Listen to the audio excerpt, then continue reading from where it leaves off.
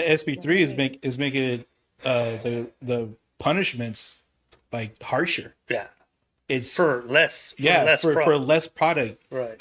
Like that's like jail time, you mean? Jail time, dude, yeah, man. for- Like, Seriously, bro? yeah.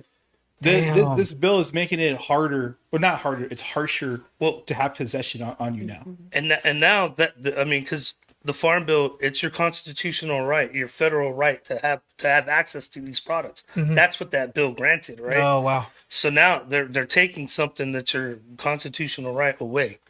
So yeah, I mean, huge effect to the consumer. Wow. So, KRS News, you were on there. It says you were considering relocation to Colorado or Nevada. Yeah, well, we've already taken the steps. We're definitely, even if he vetoes or we get an injunction, we still have to move because I can't worry about all the money that we've invested in time into developing varietals, developing formulations and products.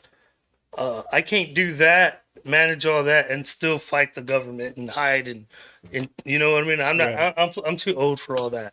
I'm not going back. Yeah. Just keep going forward. Just figure out how to keep the business Right. keep your business going.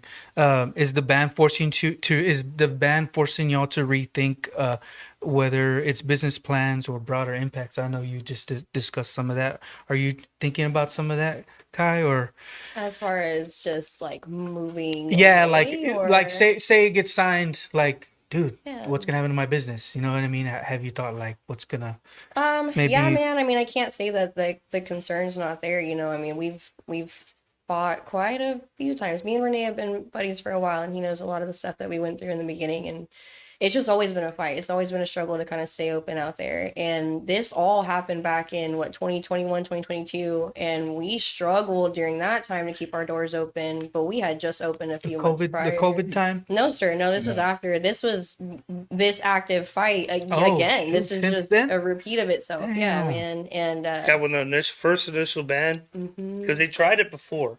They tried it before. Yeah, Yes. they tried it with the ban. They got a judge, and then one of the big players he sued him, which is a hometown hero. 'Cause they Wow. want- this and one we right want- here. Where's the Hey, the- nice. Yeah.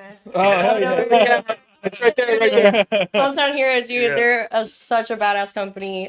They are a company for the people, man. And they won a federal lawsuit, and it got overturned in 2022. And you know, during that time, man, like, I mean, we had to get rid of quite a bit of stuff. I think there was a TRO in order, a temporary restraining order, and once that kind of died out or whatever, the federal lawsuit was still happening, actively happening. So I mean, there was a point in time where we could not sell those products and did not sell those products. I don't even think you could have them in your store. Like, it was that intense. I'm not really sure, but Right. even then, you know, we kind of tried to pull what we could together. But my shop is more dispensary style regardless. We don't sell e-cigarettes, we don't sell tobacco products, we don't sell kratom, we don't sell the 708 or whatever the F Paraphernalia, that just hit the market. bro, Yeah, there's that's- a lot of stuff out there, man, that we do not sell, and I will not sell for a lot of reasons. And Really? and that's why I'm concerned, because that's going to shut my whole business down. That's, I mean, we're essentially medicine is what we do out Oh, there. wow. And that's what they're taking away, you know, and they're leaving the rest of these products alone. Yeah, see, I was thinking that. I was like, well, because there's some shops that sell like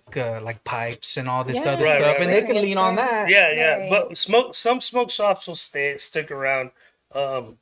Like some of these guys that have multi shops, a bunch of those will shut down, but their main stores will stay open. Yeah. The guys that sell all those other products, you know. This is something. It seems like this is something that y'all are like. This is my thing. You know what Yeah, I mean? You're trying to take this away from me. we were dispensary based too. Like we specialize in flower and concentrates. So like 99% of my business is flower and concentrate. Wow. I don't sell glass. I don't sell, you know what I mean? We have some of those products, but they don't move. People don't come to my place for like, hey, for that. yeah, let me see that piece. I got $20-$30 pieces. I don't got $2,000 pieces. Yeah, Right, it's, right. You know? it's interesting to me Affordable, that you yeah. mentioned that he mentions like veterans and older, because I don't think This is that. grandma and grandpa. Yeah, Exactly. Yeah, I don't yeah. think. Yeah.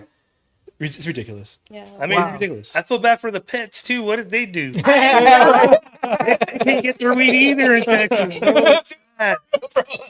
Like, Like I gotta tell you, man. Like I'm really proud of the Texas VFW and the Texas American Legion because they're like, I mean, regardless of your blue side or red side of the house, dude. Like they stood tall in front of the man. It was like, you can't do this to us. You cannot take this away from us and expect for us to go back on like pills. Like to manage pain and manage chronic pain and PTSD and TBI. And all Yeah, that so shit. the Texas Tribune says some veterans use THC and for PTSD to avoid opioids. So obviously this is your take on this. What are your concerns for veterans? Well, I mean, the fact of just being addicted to pills, man, to manage the effects of being in the military. Like I told you that story before we went on air. Like when I got out, I was starting to struggle with like depression, anxiety, and then being around people and being around large groups. But then like I went to the VA to talk about my issues, and they're like, "Yeah, your appointment's going to be in 6 months." So I can't, 6 months before I talk to anybody. Oh wow. And then like when I got there, it was a like 30-minute questionnaire, and then okay, your actual appointment is next year.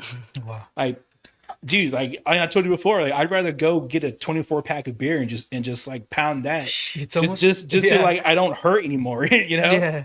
And like not to say like it's just vets, but like the fact that you got people coming back with PTSD, TBI, anxiety, depression, all of these side effects of being in the military in general, and then expect for us to just say, okay, you're taking away the most safest route for us to take, and you want for us to go back to alcohol and drugs, like and they're making it alcohol harder. and pills. Like what the fuck's wrong with you, man? The Texas Compassionate Use Program costs $500 a month versus $90 for gummies.